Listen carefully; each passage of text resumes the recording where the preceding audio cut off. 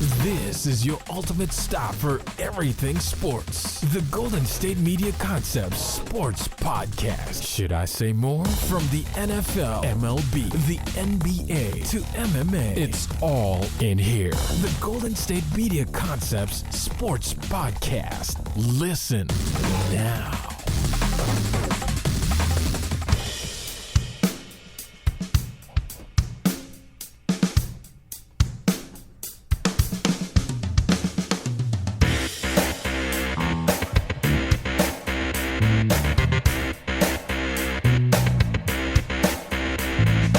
Thank you for listening to the Golden State Media Concepts Sports Podcast, where we discuss everything in the world of sports. I'm Ben. I'm Alex. And I'm Anthony. And we are back here on a Wednesday talking a lot of baseball. We had the American League wild card game last night. Blue Jays coming out on top with a walk-off home run in the 11th inning. Now we have the NL wild card game tonight. We have the Giants going to face the Mets in New York. Great pitching matchup, Noah Syndergaard and Madison. Bumgarner, we'll talk about that in our second segment. We'll end the show with a little NFL news.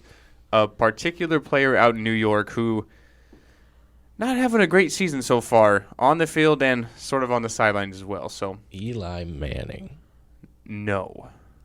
Where's the shot? I mean, he's not having a good year either, so. It's been a little bit of a disappointment, so. He's okay. He's not losing them games. Well, you maybe say the game against Washington. Okay, maybe that game. Otherwise, I don't think he's losing them games. He didn't lose the game this week. No, definitely that defense in Minnesota just absolutely manhandled New York, which I'd say all of us expected. So yeah, I predicted it. Yeah, so did I. So no, you're great. Well, you know, every time you get a chance to predict a game and get it correct, you feel a little better about yourself. But anyways, one game I did not predict right last night. I did. You listened to sports yesterday. I did. Yes, I know. Woo. Is that the Blue Jays come out on top 5-2 over the Baltimore Orioles. As I mentioned, we had a walk-off home run in the 11th inning. A home run by Edwin Encarnacion. A 3-run home run there in the 11th. Certainly a guy who's capable, had over 30 home runs, over 100 RBIs in regular season. So he got a hold of one and absolutely hit it straight out of the park. Hit it upper deck, knew it right away. Like Anthony and I were talking about the catcher Matt Wieters for the Orioles. As soon as Encarnacion hits the home run, he's just like, oh, well, he just turns away and just knows instantly. Like same thing with the pitcher too. Ubaldo Jimenez just he looked for it and then realized where it was. He's like, no, okay. Right away, he's just like, oh, well, okay, great, season's over. Mm-hmm. Now Edwin Encarnacion, he becomes the fourth player. He joins Aaron Boone, Chris Chambliss, and Bill Mazeroski as the only players to hit a walk-off home run in an elimination game. That's 2003, 1976, and 1960, respectively. That's pretty good company, being only the fourth person to do so. I know other guys have hit game-winning home runs and such. They're not necessarily walk-off ones, you know. A big team we'll talk about in a little bit. The Giants back in 2012, I want to say, their wild card game against the Pirates. And Brandon Crawford hit the only run of the game, or runs of the game, which was a grand slam. So, I mean, you could consider that a one and done in that sense. But this was a really good game. I picked Toronto to win because I felt like their offense was going to be a little more splashy. And, I mean, obviously, sure enough, with the way they won, I guess I can say that turned out to be true. But it was a good game. I mean, they were winning 1-0 from the get-go, and then it was tied, and then Baltimore came out on top for a while. Next thing I realized, when I saw it the first time, it was 2-1. Next thing I realized, it was 2-2. So I didn't necessarily see how Toronto tied it up, but it was definitely an entertaining game to watch. I was on the edge of my seat as a baseball fan that didn't care really who won. Yeah, the Orioles had a 2-run home run by Mark Trumbo there in the third inning, who actually led the league in home runs. Yeah, so I saw that one for him. We had a lot of compelling storylines in this game. Orioles manager Buck Showalter was really criticized at the end of the game for not putting in basically the best single season reliever of all time in Zach Britton. So Zach Britton, if you guys don't know, he gave up 4 runs all year long, and he gave up 1 run since April. Didn't blow a save. Absolutely unstoppable closer this year for the Orioles. He did not put him in at any part during the game last night. he was really criticized about that because you can't really leave your horse on the bench. You know what I mean? He didn't even get in. Mm-hmm. And in my eyes, I can understand where it's kind of valid. But at the same time, where are you going to put him in? Because maybe you have him pitch the 9th inning. Maybe you have him pitch the 10th inning. But that doesn't matter because then in the 11th inning, you could have Jimenez come in and give up a 3-run home run. The only time I would maybe think about putting in Britton in this instance was when Encarnacion was at the plate. You had runners on the corners with 1 out. Maybe you can bring in Britton there. Mm-hmm. Maybe hope he gets a ground ball double play. Maybe he can get out of the jam, and then he can maybe pitch the 12th inning. But after that, I mean, he's your closer. At the most, he's going 2 innings. So it's not like you left a starter on the bench who could pitch 6 solid innings. You know what I mean? It's kind of – I realize you probably needed to put him in at one point or another, but it's not like it really made or broke the game in my eyes. I mean, I get what you mean. I definitely think – I mean, Ubaldo came in through 5 pitches, 3 hits. Unfortunately, one of them was a home run. But, he's been their best starter for most of the year, honestly. And I just think that – yeah, I mean, you kind of left things unsaid, I suppose, without bringing Britton in. But at the same time, I mean, they used 7 pitchers. I mean, they weren't exactly shy about trying to just get people out there to win. I think with Britton, he's kind of in there to close it. He's kind of in there to win it. He is their reliever, but at the same time, it's a tie game, and I believe he would have been in that game if it didn't end there. But I don't second guess him. I mean, he knows his staff and he knows what they're good at. And yeah, it didn't not naturally turn out the way he wanted to, but I wouldn't sit here and go, oh, they would have won if they put him in. Yeah, because I've seen a lot of times before where you don't put the closer necessarily if it's a tie game because it's a totally different scenario. It's a totally different mindset for them because they're used to coming in with a 1, 2, or 3 run lead. Mm-hmm. And like you said, since the 5th inning, I believe it was, they didn't have anything as far as a safe situation. You bring in Ubaldo Jimenez, and yeah, he gives it up and everything else like that, but that was in the extra innings. You could have brought him in maybe the 9th, 10th, 11th, that's fine, but you're assuming that everything would have been fine in a totally different situation other than a save. And I can't, like I said, I can't necessarily blame Buck Showalter for it because he understands what pitchers do, like how they do in certain situations. And he probably thought, okay, we're just going to keep running, everyone else out. If we can get a 1-run lead, then awesome, I'm going to put him in. But that never happened, so I can't really blame Showalter for it that much. Yeah, I mean, I can't sit here and say, oh, smooth move, man. Like, right. I understand it. And, I mean, it's going to be a long off season, but that's what happens. And now Toronto goes on to play Texas, and Ben is just so excited for that because of all of the bad press, I suppose, for both sides the last few times Toronto and Texas have played each other. Yeah, think about earlier this year, you had the Jose Bautista, Ronette Odor brawl.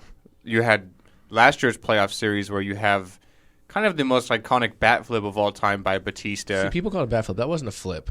He threw it with his left hand. Literally a bat throw. He threw it, yeah. So, yeah, I would. Last night they called that the bat drop because he hit the home run and he kind of just dropped it. He didn't throw it. He didn't flip it. He kind of had his in finishing his swing and he just did the drop. Like the David Ortiz kind of.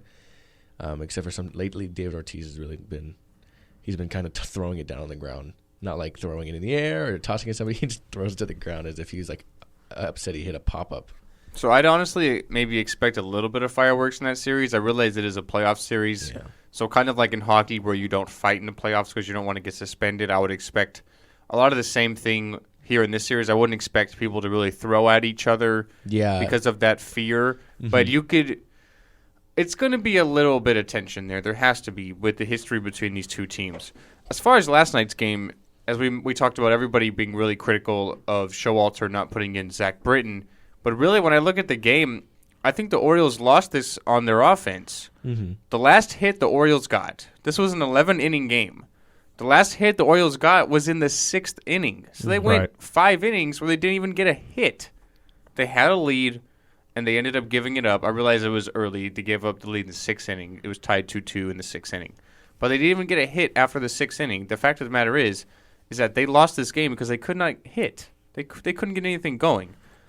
A couple other storylines to look at in this game was the Toronto fans, especially out there in the outfield. So you had in the 7th inning, you had 2 outs. The guy for Toronto, I'm not sure who hit it, but he hits it out to left field near the warning track. It was, I can tell you in a second if you keep on talking. So I'm going to keep on talking while Alex looks that up. But then you have the left fielder for the Orioles is Yoon-Soon Kim. He's from South Korea out there. Melvin Upton Jr. Thank you. You got okay, that for me. there we go. Hyun-Soo Kim, yeah. So we have Kim out there in left field, just like a routine fly ball near the warning track. Mm-hmm. And then I was watching this game live when this happened. And I look, and you just see this, like, flying object towards him with like, splashing everywhere. I assumed it was, like, a water bottle.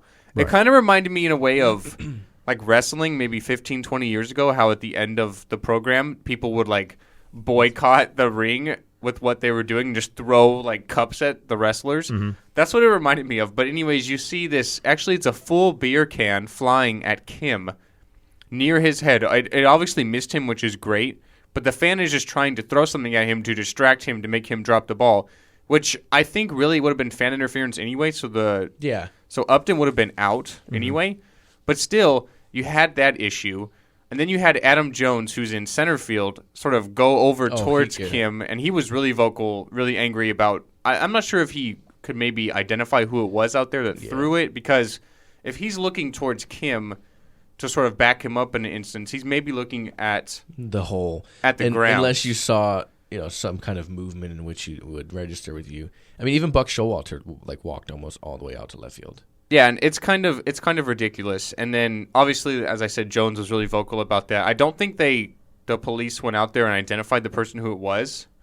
But I think he got thrown out. But I think maybe someone might have given them a tip. You know what I mean? Oh, it was the guy in seat 12. I think even Adam Jones was pointing to him, pointing to the stands of who it was. Mm-hmm. And then Jones, after the game, even said that a lot of the fans out there in Toronto were really, really bad and not really, in the right mindset. They were calling him racial slurs.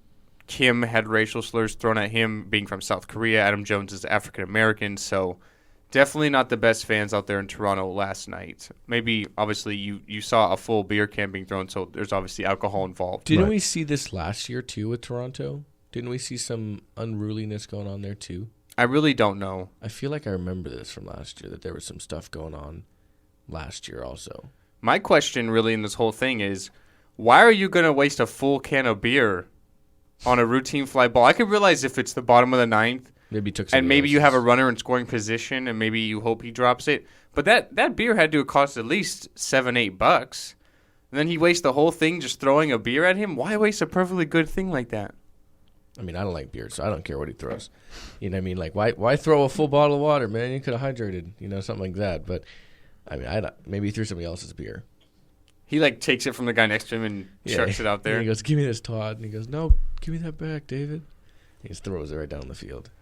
Yeah, I mean, hopefully with the next series coming up against Texas when they have their home games there in Rogers Center. There's going to be some. Hopefully that's unruly. Everybody sort of keeps intact and doesn't do anything stupid like this. So I don't know, man. I mean, those fans don't like each other. But how many Texas fans do you really think are going to be out in Canada there? I could see towards the players maybe. Well, Toronto goes to Texas. Right, but I'm talking about when the series goes back to Toronto. I'm talking about either. I'm talking about it home or away.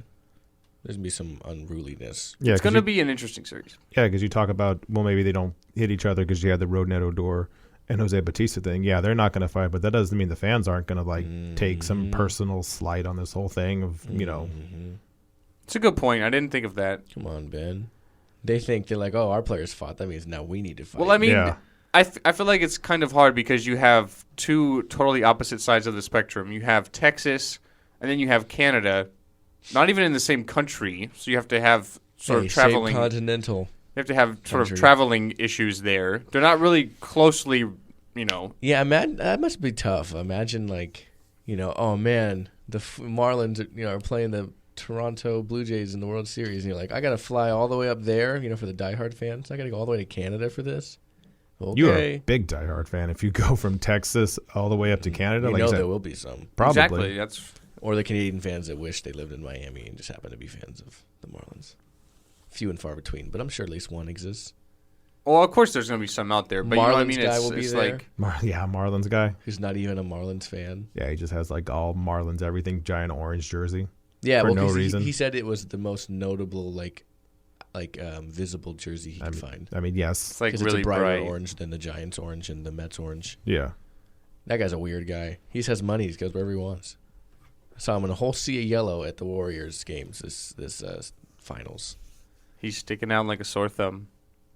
I guess so. Anyways, that series between Texas and Toronto will start Thursday, and then the other series in the American League is the Red Sox and the Cleveland Indians. So And that starts tomorrow. definitely good series in baseball. Yeah, I can't wait. We have, as of right now, obviously it's undecided as to who's going to be pitching for the Blue Jays, but as of now, Texas is throwing out the first matchup, it's Cole Hamels. He's been really their best pitcher all year. He stayed really healthy. A year where Cole Hamels really didn't look like he was going to have a great year. Yeah, he started off He weak. struggled with injuries last couple of years. He's getting a little older. He's not the same guy that played for the Phillies when he won the World Series. But he's having a good year for the Rangers, and he's getting a lot of run support. Before we move on, you know what before we take a break, what I always think of when I think of Cole Hamels is he did a commercial in like 2011, and it's an ESPN commercial, and he's sitting on the mound, and they're doing a mound visit, and out walks just this random guy, in like regular clothes, not a baseball uniform or anything, and he goes, "Listen, Cole," and it was like a fancy baseball commercial. He's like, "Listen, Cole, I need you to do this and that. You got to get out of this gym." And he goes, "Who are you?" But the way he says it, he's clearly not a very good actor. So he's like, "Who are you?" It's the worst actor I've ever seen in my life. And he goes, "Got to get together, Cole." And he slaps him on his butt and he walks away. And I'll give Cole Hamel this. The face he made, I was like, okay, that's believable. But it's just the worst acting I've ever seen a baseball player do in my life. And I will always think of it. For you, Ben. Always. Oh, okay. I don't know why for me, but if that sort of has some motivation behind it for you, then have at it. No, just what I always think of when I see Cole Hamels. That and You think the of me. Phillies. You think of me. No, I don't need the Phillies to think of you, Ben. I'm like, oh, God, I got to talk about this on tomorrow's show. Ben. There you go. All right. It has a safe spot in my heart now. Let's take our first break. We'll come back, and we're going to preview the NL wildcard matchup between the Giants and the New York Mets. So we'll take a quick break, come back, and talk baseball here in a minute at the Golden State Media Concepts Sports Podcast. Tired of searching the vast jungle of podcasts? Now listen close and hear this out. There's a podcast network that covers just about everything that you've been searching. The Golden State Media Concepts Podcast Network is here. Nothing less than a podcast bliss with endless hours of podcast coverage. From news, sports, music, fashion, cooking, entertainment, fantasy, football, and so much more. So stop lurking around and go straight out to the Golden State Media Concepts Podcast Network. Guaranteed to fill that podcast itch. Whatever it may be. Visit us at www.gsmcpodcast.com. Follow us on Facebook and Twitter, and download us on iTunes, SoundCloud, and Google Play.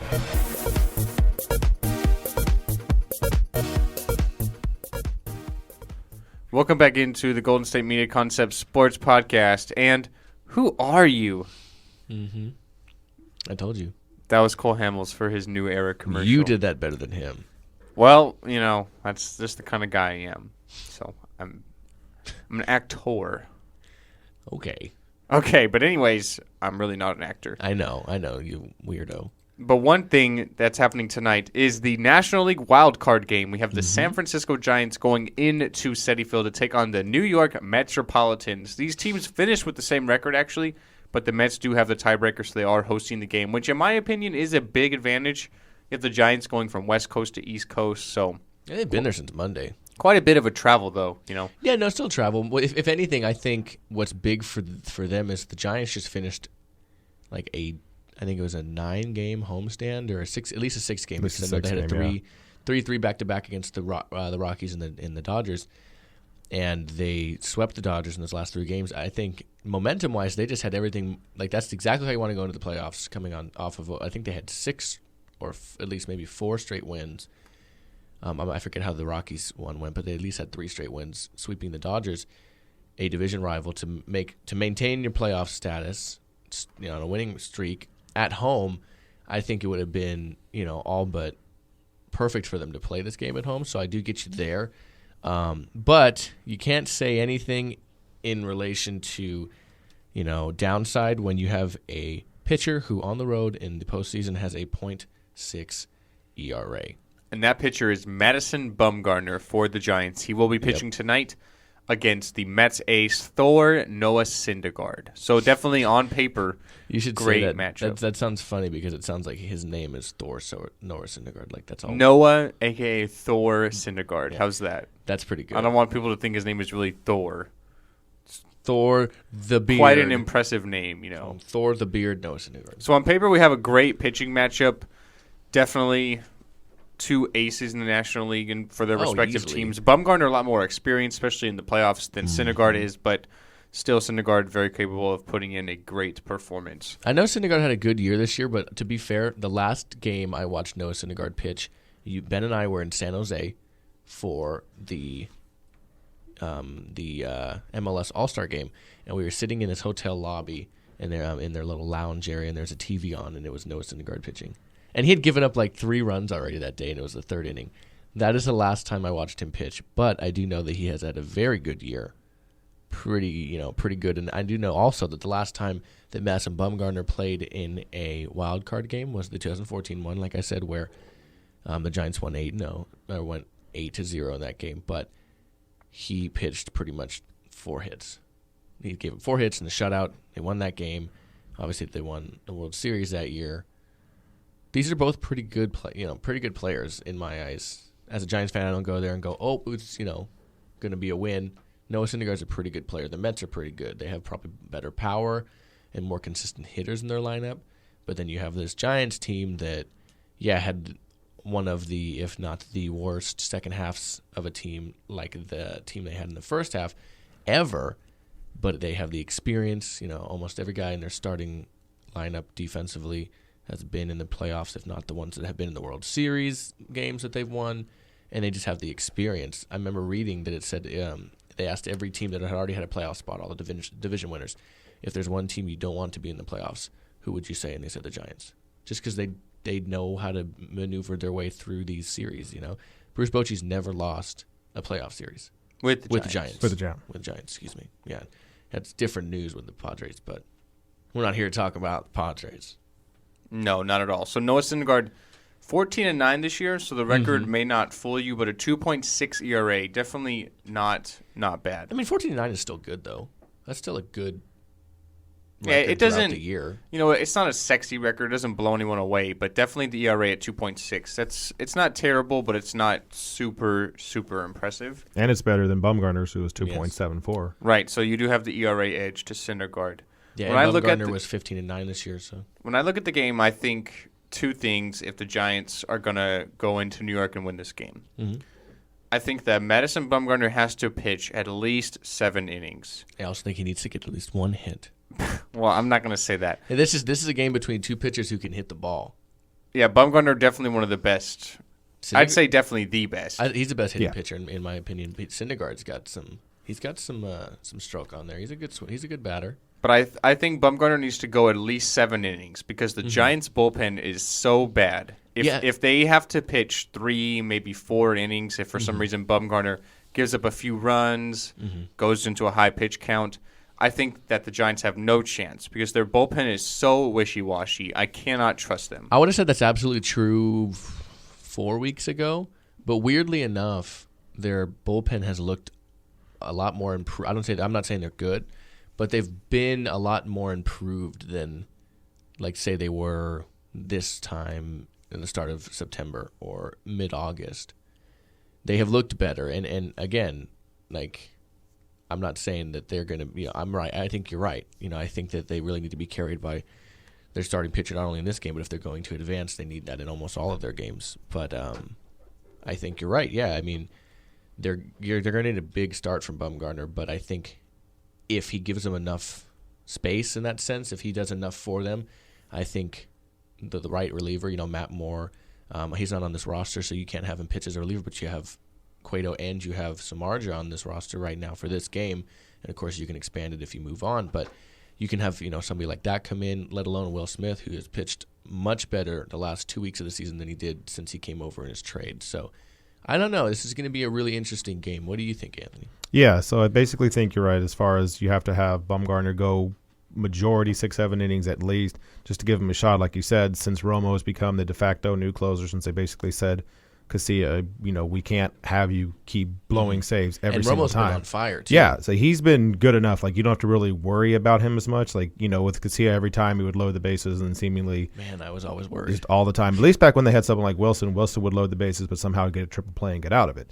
Like, he always somehow got around it. He just touched the beard and... Yeah, it's like, it would that magical beard. He had that beard. He had beard. He and Romo, the Beard brothers. He had beard wax, and now he used it like like Tatar, and he's using it to spin the ball. And basically, since he's been the closer, since Romo's been the closer, he hasn't given up a run. The last run he gave up was September 17th, and that was in like a hold situation, so like it wasn't even a save. So since he's been the closer, he's been fine. So far, so good, at least as far as that goes. But you need Bumgarner, and like you said, you have other pitchers because at this point, like, I understand that you want to maybe save someone like Cueto for game one if they make it to the NLDS, but you also then assume you're going to the NLDS. So you have to just basically throw everybody. If you throw Cueto for an inning, fine. Samardzija, you're the pitcher for game one. Like, you just kind of rearrange stuff at that time. And we've seen in 2014, as far as Bumgarner goes, he doesn't need necessarily, if all goes to hell, like, he can still basically pitch after a couple of days rest. In the playoffs, that's not something that he's not capable of doing. Well, I think also with, say Cueto pitched 1 or 2 innings or whatever, they have until Saturday. True. So, I mean, I don't think that would handcuff them at all. My worry is Bumgarner this year for sure, but in the last 5 years has led the league in complete game losses. Sometimes they just can't get it done for him, and the problem this year really for them has been lack of run production. Right. In Bumgarner starts. That was going to lead me to my second thing for the Giants in order I think they need to win. We talked about, Alec, just now, the run support. The Giants don't really have it. The Giants don't have one guy hitting at least 300 in their lineup, so they're not hitting well. Yeah. Noah As of Syndergaard, late, they've been hitting in terms of scoring, but no, through the season, you're right. Noah Syndergaard, a great pitcher, but the one knock on Noah Syndergaard is his delivery. It's super, super slow. Noah Syndergaard gave up the most stolen bases in baseball this year with 48. Yeah, and that's not to say Bumgarner's is that much quicker, but... So if the Giants get on base, they need to be absolutely aggressive on the base pads. They need to turn those singles into doubles by running and taking some chances. I realize the Giants don't have a ton of speed. It doesn't look like Eduardo Nunez is going to play because he has the hamstring injury. Yeah, I didn't see him on the... So you'll probably have Connor Gillespie at third base. Yeah, Gillespie's... the Giants don't have any really, really fast guys, but you have guys who can steal bases. You have Hunter Pence, you have Angel Pagan, Denard Span has a little bit of wheels out there. Gorky Hernandez. Right, so you have guys who can turn those singles into doubles by stealing bases.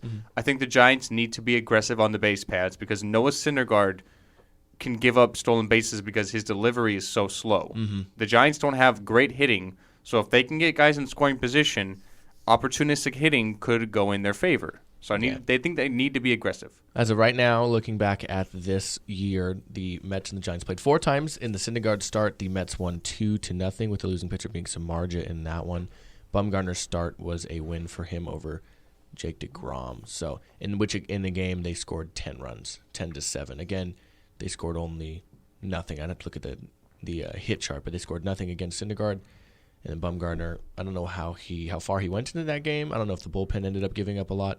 But I forget. I do remember them playing, but 10-7. So, again, though, that was also August 18th. So, even though that was only about a month and a half ago, it's 2 very different teams currently.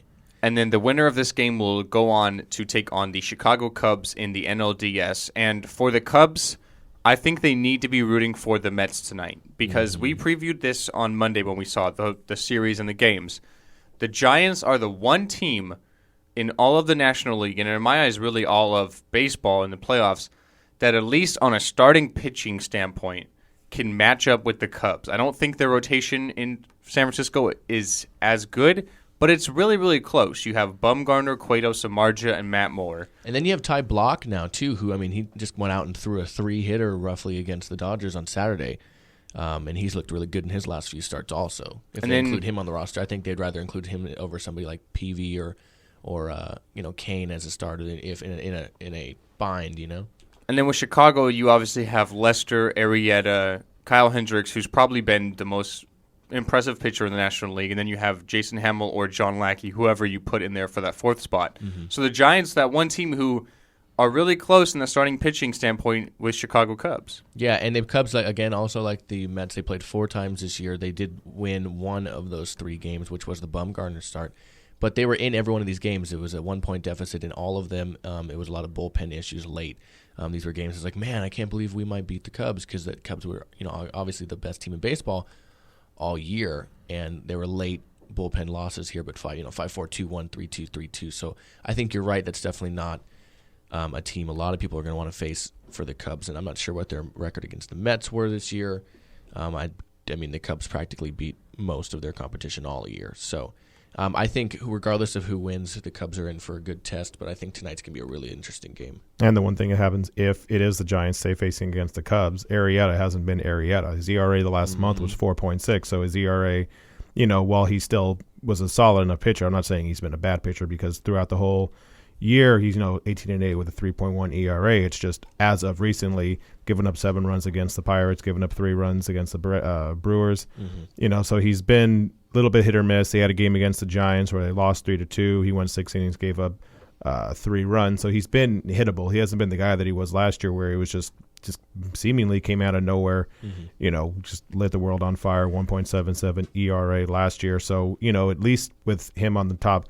And Lester has the whole thing where he can't throw to first base. Yeah, I say that weird thing. Yeah, and Lester's been kind of off lately too. So, but regardless of what team faces them, unless they face them in the last 2.5 months roughly, they now have Aroldis Chapman also. And I know the Giants can never really seem to figure him out.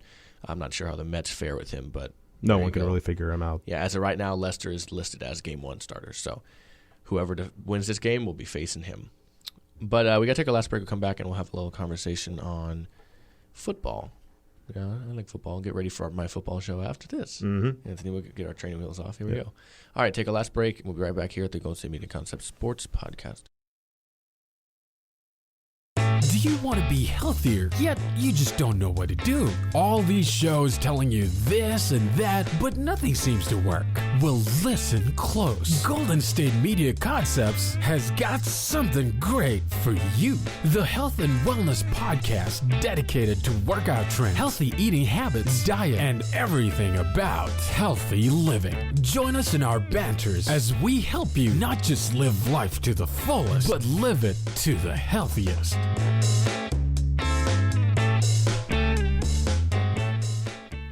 Welcome back into the Golden State Media Concepts Sports Podcast. Last night we saw a debut, Anthony. We saw the debut of Joel Embiid, the big man for the Philadelphia 76ers. Does he even know how to play football? Basketball anymore? He probably doesn't know how to play football. Yeah, sorry, I had the NFL page up. Does he even know how to play basketball anymore? Well, he had 6 points, 4 rebounds, and 2 blocks in his debut in 13 minutes. So not terrible, but it was his debut, his 3rd year into the league, having all those issues with his foot. I mean, I can't trust that this guy can stay healthy. He hasn't shown that through his whole career. He hasn't been healthy through his whole career. That's what I'm saying. So I can't trust that he's going to stay healthy. Yeah, it's fair enough. I mean, I understand that. They're definitely happy to have him back. You know what I mean? You have a guy that you put so much into. I mean, at this point, the Sixers want anybody. At this point, the Sixers want anybody. You got Ben Simmons, who has a broken foot, Saric, who may or may not come over, Embiid, who hasn't played for 2 years. They just want somebody. Yeah, they need some players that they drafted so high to actually play. Yeah. Yeah, he said he was pretty nervous. He had trouble breathing, but once he got the first bucket, everything slowed down, and he started seeing the game easier. So, I mean, I realized it was just preseason against the Celtics, but you got to start somewhere, I guess. So, fair enough. Not bad. So now let's transition as the taco truck goes off behind us to NFL news. And no, it's not about Eli Manning, Alex. That's a shame. It's about his top receiver, Odell Beckham Jr. I know that name. He's on my fantasy team, and I want to straight up trade him. Well, after his performance on Monday night, a career-low 23 yards on 4 receptions, he's sort of been battling some childish, in my eyes, antics between going back last week against the Redskins. We all know about the net incident. Yeah, he got hit in the face by a net. Yeah. That net was not... Who was a net, you ask? No, a physical net. That net was not hold him back. Odell Beckham gave it a nice hit there with the helmet, but he retaliated and he got him pretty good. So credit to that net. But then you had on Monday as well, sort of being kind of childish. And he said recently that he's just not having fun playing anymore. Football's my sanctuary. It's where I go to escape. But I'm just not having fun anymore. Wow. That's what I really make of this. I think he's really just acting kind of childish. He said after the game on Monday that people are kind of targeting him, that no matter what he does, if I sneeze, if I tie my shoelaces wrong, I get flagged for it. He's really being targeted by the league, and I just think he's acting really silly and really childish. That's what being elite is. You're not being targeted. You're being looked at as elite, and people are treating you as such. Well, they're also doing something where they basically understand. Like, it's one of those things you can prepare for. Like how I say, like, oh, well, this guy's really good at the slant route, or he's really good at the go route, or whatever.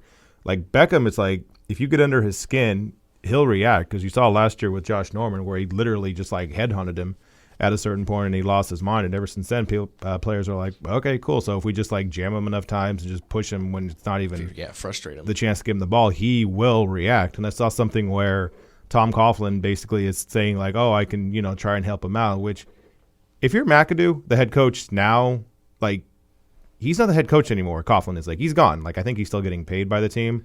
Yeah, but he knows the player. He knows the player, but he drafted the player. He drafted, but like at the same time, if you're McAdoo, if you're Ben McAdoo, you're kind of like, wait, no, you're gone. Like you were the coach, but now you're gone. Like, why are you stepping in and like? Well, to be fair, Tom Coughlin is the reason Ben McAdoo is the coach of the Giants right now. Fair, yeah. So, in my opinion, if I would welcome that because clearly he said, with Odell Beckham, he said, I'm not talking about that right now. He's pretty fed up with it. So if anything, he might not even want to have to be the one to deal with it. Maybe. If anything, he might. It's through 4 weeks now. I'm sure he's talked to him before. Mm-hmm. He might maybe it's not getting through to him. And I mean, if there's anybody I'm going to listen to among many people in the NFL, Tom Coughlin's one of them. Right. That dude knows what he's talking about. He's been there forever. He's like half these guys' fathers in the way he coaches them. Even hard on them, but wants what's best for them. I think he's the perfect kind of person to talk to Odell. It's just if he's going to listen. Right. He guy seems hard-headed. I definitely agree with you. It seemed like, all Monday night they had either the wide receiver coach near him, a player, a quarterback Eli Manning was near him, kind of making sure he was, cool and calm and not. Yeah, they take their mind off other things to make sure he's okay. It's like, come on, man. You're in the NFL. This is your third year in the league now. You're not a rookie. This isn't your third game. This is your third year. You need to not act like a baby. Like you said, he's an elite receiver. He's one of the top receivers in the game. You're going to get treated differently because people are going to do whatever they can to knock you off your game. Mm-hmm. And when you give them reasons to do that and make it really easy to do that by acting stupid, people are going to sort of antagonize you more because you already have a chip on your shoulder going into the game about what happened last week and then the week before that, So Eli Manning said something on Monday that I thought was actually really good. He says he has to be more aware. They're looking for him, and he has to play smart. We can't afford to do anything. They're going to call him, and he brought that all on himself. So I think, if anything, some people are being critical that Eli Manning needs to maybe defend his wide receiver. But on the other side, I actually like what Eli's doing because maybe Odell can get through Eli because he realizes, like, this is the leader of our team. This is my quarterback. He's realizing that I'm acting kind of stupid and I need to stop being so childish. Maybe he's right in a way. So I kind of give Eli credit for taking that leadership role and not being afraid to criticize a player because that's not what Eli Manning does. Eli Manning's one of those guys that, like, no matter what happens, he's always the guy looking on the positives, trying to say, like, oh, he's been working really hard in practice. He's been really crucial to this team. Yeah. That's the road Eli Manning usually takes. So taking this role before others, right. So taking this role, like a total opposite of what you've seen in his whole career, I think is a good move for Eli and for the Giants because this is a team I actually liked in the NFC East. Now they sit at 2-2. They have Green Bay on Sunday after a bye week. Going to be a really tough game. So they're looking at 2-3, right smack dab in the face. Yeah, we looked at the after Monday night on the football show. We looked at the next 4 games pretty much for the Giants, and they can easily be 2-6 when it's all said and done. So, yeah, they've got some stuff they need to get going, and as of right now, he's been a distraction. So, that's in my eyes. You can't have that. And the other thing you realize, you have something. So whatever's happening with Odell Beckham, you also have the sort of similarity, but a different context with like a Des Bryant. Des Bryant's someone who always like kind of loses his mind on the sidelines, but it seems to be football related. Like he wants to help his team out. He's just kind of a hothead when he does it, but I don't think anybody's ever really said with Des Bryant like it's something that like distracts the team. It's just something that's just like if something's going wrong, even if he's getting catches, he's just kind of like wants the team to get amped up and get a little bit better, to where Beckham is more of like it's more with him. It's not necessarily team related. It's like I'm not having fun anymore, and he kind of goes more specifically towards himself than he does just wanting to have the team be in better positions. I think that's a fair comparison, and obviously they're in the same division, so they get to see each other a lot, and they're good friends off the field. But I think that's a fair comparison. I think with Dez, it's more on the standpoint of trying to be not so much a baby of how the game goes, maybe how Dez goes. I think Dez is probably more of an egotistical kind of guy. It seems like if Dez Bryant is not getting the ball, he's upset. With Odell Beckham, it seems more like if he feels like he's getting treated unfairly or the referees are going against him, then he's more upset. With Dez, it's more about me. And with Odell, it seems like it's more about fairness and with the team getting kind of shafted. And a lot of that does fall on him. But I think that's a fair comparison because they're both really outspoken. Think about some of the things Des Bryant was saying on Monday about how he's missed so many team meetings or come late to team meetings. Right. Last week he didn't go to the MRI on Monday for his leg because he was afraid of bad news or whatever you want to call it. So with Des, I think it's more about a me thing. With Odell, you're not worried about him showing up to team meetings, him showing up to try and play hard, or how many balls he's necessarily getting. It's more about how his emotions are kind of getting the best of him. So, but it is a fair comparison. I feel like they're kind of in that same boat there. The other thing with Odell Beckham is when you say it, at least, having Eli Manning be the leader of the team, and he is absolutely the leader of their team. He's a quarterback. That's what tends to happen when you do stuff like that. But since Beckham came in there, right, this is his third year. So in 2013, the year before Beckham got there, Eli had 18 touchdowns, 27 interceptions, and he would throw for 4,000 yards. Year after that, 4,400 yards, 30 touchdowns, 14 interceptions. Like, I'm not saying that's all Odell Beckham, but he was a big reason why Eli went from kind of like a shaky quarterback to all of a sudden now it's like, okay, Eli's fine. So at the same time, Eli could yell at him and say, like, hey, you need to get this. And he's like, well, yeah, but part of your success is literally because of me. I feel like you can kind of put that the other way around, though. I feel like Odell Beckham is as good as he is because of Eli Manning, a guy who's very capable. I realize the stats may be kind of skewed there, but he's won 2 Super Bowls before Odell Beckham was even there. So I think really you can kind of look at Odell Beckham as maybe a product a little bit of Eli Manning. You think about when Odell Beckham came there was when Victor Cruz was still the top plethora of Giants receivers, and then he went out against Philly, and now he hasn't returned until the beginning of this year.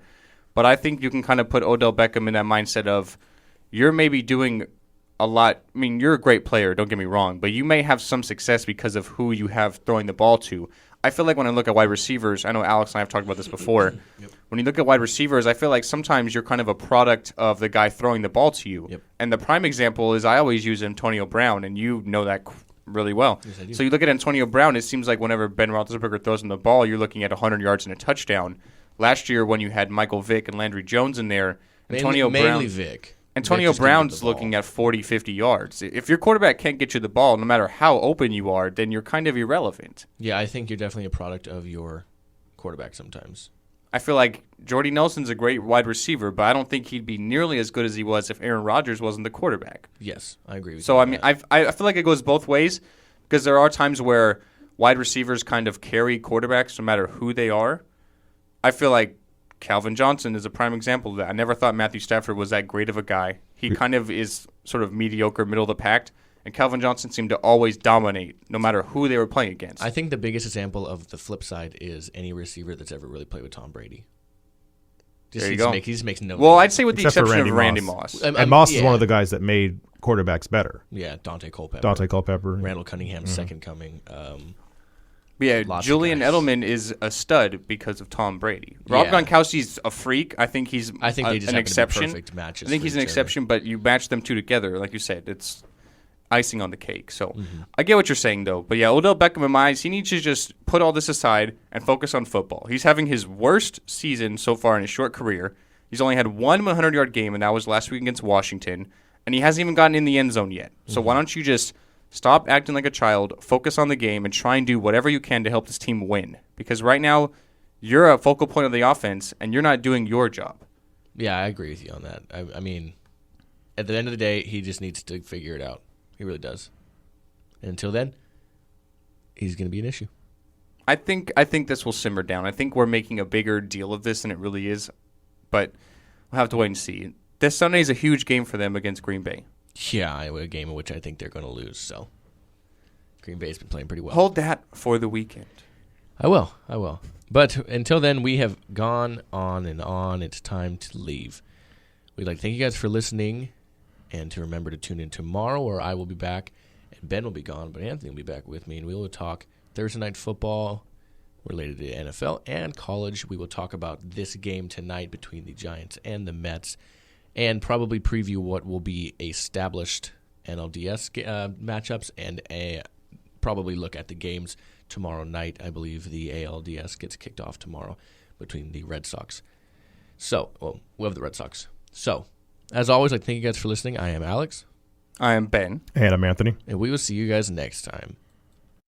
You've been listening to the Golden State Media Concepts Sports Podcast, part of the Golden State Media Concepts Podcast Network. You can find this show and others like it at www.gsmcpodcast.com. Download our podcast on iTunes, Stitcher, SoundCloud, and Google Play. Just type in GSMC to find all the shows from the Golden State Media Concepts Podcast Network, from movies to music, from sports to entertainment, and even weird news. You can also follow us on Twitter and on Facebook. Thank you, and we hope you have enjoyed today's program.